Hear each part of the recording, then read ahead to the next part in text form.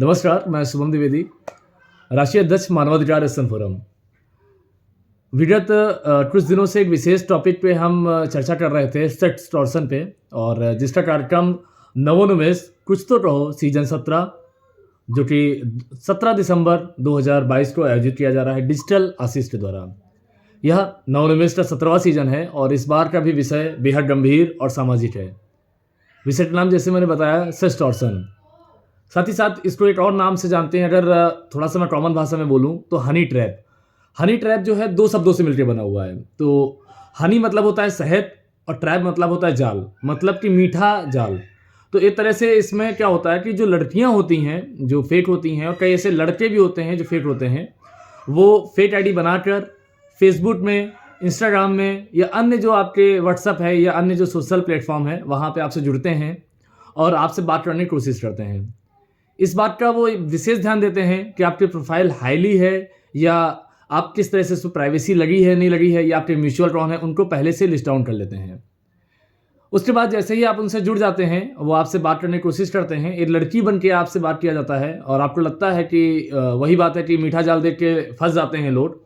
कई इसमें बुजुर्ग भी फंसते हैं, कई इसमें अधिकारी भी फंसते हैं, कई इसमें पॉलिटिशियन भी फंसते हैं। यह एक तरह का लालच होता है, और जो हुस्न का लालच है वो हमेशा से खराब रहा है, वो चाहे प्राचीन काल हो या वर्तमान काल हो। जिसके माध्यम से उनकी वीडियो, वहाँ पे वीडियो कॉल के माध्यम से वो बातचीत करने की कोशिश करते हैं, और कई बार होता है कि वो अपने आप को न्यूट करती हैं लड़कियाँ और आपसे वीडियो कॉल पे बात करती हैं।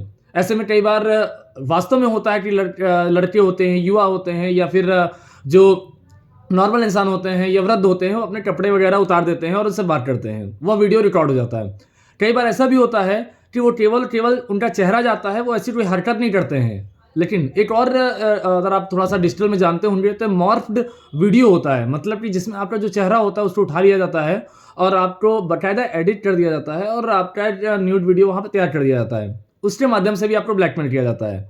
अर्थात मतलब कि आपको फिर जैसे ही आपकी वीडियो तैयार हो जाती है तो आपको भेजा जाता है कि आप भी पॉर्न जो ये साइट्स हैं या पॉर्न वीडियो हैं इसमें आप शामिल हैं, और आप 5 लाख, 10 लाख, 15 लाख जिस तरह से डिमांड करती हैं लड़कियां, वो आप दीजिए, अदरवाइज हम आपको वायरल कर देंगे। तो सामाजिक प्रतिष्ठा का डर रहता है और आप अपनी इज्जत को बचाने के लिए पैसा दे देते हैं, लेकिन वो आपको छोड़ते नहीं हैं।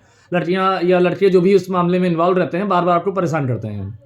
तो इस बात से डरना नहीं है। पहली बात तो 2-3 जो, अगर मैं एज अ लीगल पर्सन बात करूँ, एज अ लॉयर बात करूँ, तो कुछ इसमें विधि के प्रावधान आपके लिए भी हैं। यदि आपको लगता है कि आपका वीडियो बन गया है और उस वीडियो का प्रकाशन हो रहा है, तो आपके पास कुछ सेक्शन आपके पास पावर में रहते हैं। जैसे कि भारतीय दंड संहिता की जो धारा 292, 293, 294 है, वो केवल और केवल इसीलिए है कि अगर कोई भी अश्लील वस्तुओं का प्रकाशन सोशल वेबसाइट्स पे या अन्य जगह पे करता है तो उसके खिलाफ अपराध माना जाएगा, और मिनिमम जो सजा है 2 साल की है। अगर दूसरी बार प्रयास करता है तो 5 साल की। तो आप इसके खिलाफ, सामने वाले खिलाफ FIR वगैरह करा सकते हैं और उसकी मदद भी ले सकते हैं। साथ ही साथ साइबर क्राइम का मामला माना जाता है तो आप IT एक्ट में भी जा सकते हैं। IT एक्ट में भी धारा 67 है, उसके तहत भी इसको कानूनी अपराध माना गया है। साथ ही साथ अन्य भी यंग पर्सन हार्मफुल एक्ट है, कई लोग कम जानते हैं, उसमें भी आपको कई सारे लीगल प्रोविजन दिए गए हैं। साथ ही साथ साइबर क्राइम की जो वेबसाइट है उसमें भी आप कंप्लेंट कर सकते हैं। तो इस तरह से आप बच सकते हैं और आपको डरना नहीं है। जब आप सही हैं या आपको लगता है आपके साथ कुछ ऐसा हो गया, अगर आपका इंटेंशन नहीं है, जिसको हम बोलते हैं दुराशय, कोई ऐसा दुराशय नहीं था, आपके साथ ऐसा करते हो गया क्योंकि ह्यूमन नेचर है, कई बार ऐसे लोग गलतियां कर देते हैं, तो उससे आपको डरना नहीं है। लेकिन अगर आप गलती करने के बाद अगर आपने पैसा दिया तो सामने वाले को बढ़ावा देना होता है, वो आपके जैसे अन्य लोगों को भी शोषित करता है। तो इन्हीं सब विषयों के साथ और इन्हीं पे और चर्चा होगी, तो हम सभी आपको सादर आमंत्रित करते हैं कल के कार्यक्रम में। और मैं चाहूँगा कि नवोन्मेष कुछ तो कहो सीजन 17 में आप सभी आए, और KTC लखनऊ में इस कार्यक्रम का आयोजन किया जा रहा है डिजिटल आशीष के द्वारा, जैसे powered by Karma legal private limited company है। साथ ही साथ क्रॉस पार्टनर मानवाधिकार एक्शन फोरम है, और मैं आशीष जी को भी हार्दिक शुभकामनाएं देता हूँ इस विषय को लाने के लिए, जो कि बहुत महत्वपूर्ण है। और साथ ही साथ यदि आपको इस विषय से और जानकारी चाहिए तो मेरी प्रोफाइल पे एडवोकेट शुभम द्विवेदी पे आप लिंक कर सकते हैं, मैं आपको और भी जानकारी दे सकता हूँ। बहुत बहुत धन्यवाद, मिलते हैं कल। धन्यवाद।